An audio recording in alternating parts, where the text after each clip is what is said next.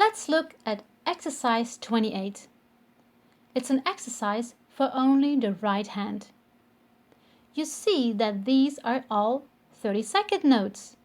This means you have to play them fast. But don't worry, accuracy first, speed later. Each beat gets 4 30-second notes.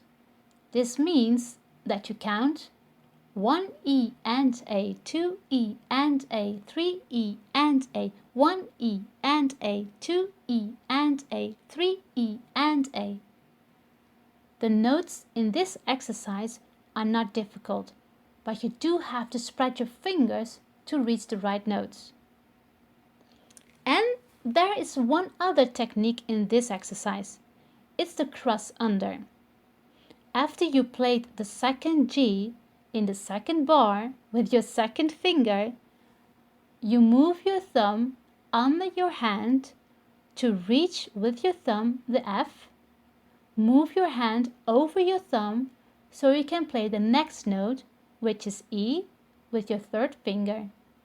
Keep your hand in this movement as horizontal as possible and let the movement come from your thumb and your arm.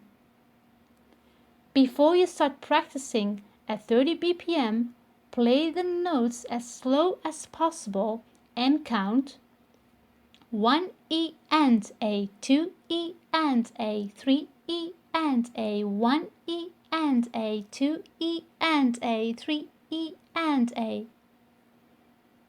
Now you're ready to practice exercise 28 at 30 BPM. I get back to you after you did exercise 28 at 75 BPM. Until then, enjoy practicing.